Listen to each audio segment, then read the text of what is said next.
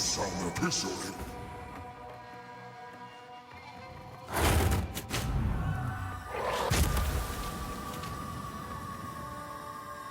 Tam digitami chatamamishe. Alright, let's kick things off with the TLDR. Prince of Persia: The Lost Crown is the best Ubisoft game they've put out in recent memory. It takes the franchise back to its roots while emphasizing the best parts of the more recent titles. We hope the game is played, enjoyed, and rewarded with the success that it deserves, so we see more of the same in future titles. That being said, for all its accomplishments, Prince of Persia: The Lost Crown has a lot to learn from its Castleroid peers that have recently blazed new trails and hit even greater heights. You play as Sargon, a capable warrior who, along with his compatriot band called the Immortals, are tasked with rescuing the kidnapped Prince Ghassan. Add in a bit of time bending and twists and turns ensue that we won't spoil here.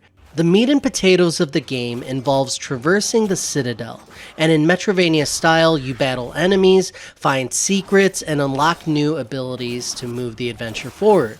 Sound generic? At first glance, yes, but the moment-to-moment combat, the gameplay, the slick movement, and the fun skills ultimately elevate the game to must-play territory. Combat feels fantastic. There's so many ways to chain moves together and approach even the most basic enemies. Paying attention to telegraphed attacks and understanding enemy patterns, strengths, and weaknesses are a constant demand on the gray matter, and that is a very, very good thing. The series has always been at its best when it makes you feel like a lethal, acrobatic savant, and this game delivers that rush in spades. Some enemies require specific counters or are immune to specific moves. Attacks feel fluid, powerful, and satisfying to use. While the smaller enemies ask for your attention, the game of course sprinkles in large, monstrous bosses to up the ante and present an even greater challenge and cinematic flair.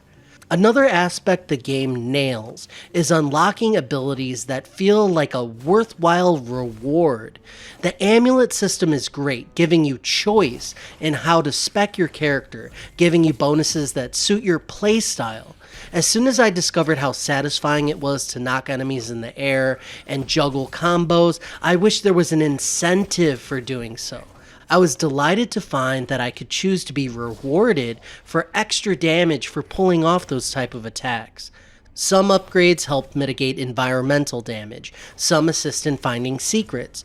We really can't oversell how powerful upgrades feel, adding variation and strength at just the right pace. It just pulled this off so well. Please experience it for yourself. The versatile moveset of the swords is fantastic, but the bow is also great too, especially the Aether move that uses it. The game chooses aesthetics over fidelity, and I love that. The game has a great sense of style in just about every regard, from characters and environmental design to boss introductions, cutscenes. The story is basic on the surface level, but if you really dig into the collectibles and the side quests, there's depth to be found. The best Castleroids feature interconnected maps, full of shortcuts and secrets to explore. The Lost Crown largely delivers, offering visually distinct areas that look interesting and intriguing. Unfortunately, the connections between regions are pretty limited. They don't loop back around as much as I'd like, and that can make for quite a bit of backtracking. The Lost Crown isn't super demanding from a platform perspective in the overworld. You'll have to seek out the optional platforming challenges if you really want to be pushed to the limit. To take these on, you'll be asked to execute nearly perfectly, resulting in tough and satisfying segments. Again, that challenge is optional. Speaking of difficulty, while playing on default, both bosses and mini-boss showdowns are challenging, and thankfully, dying anytime doesn't feel cheap. Paying attention to attack patterns is necessary, and that kind of mindful gameplay is welcome. This isn't a mindless hack and slasher by any means. Sound effects are cool, read passable but not remarkable. The music is good but lacks a real earworm. To leave no doubt, we can wholeheartedly recommend this game, especially for the money. Full price at $49.99, the game is worth it full stop. And while it being a Ubisoft title, you can expect it to go on sale in the near future. Our reviewer achieved a 98% completion in just under 30 hours, and the game doesn't overstay its welcome.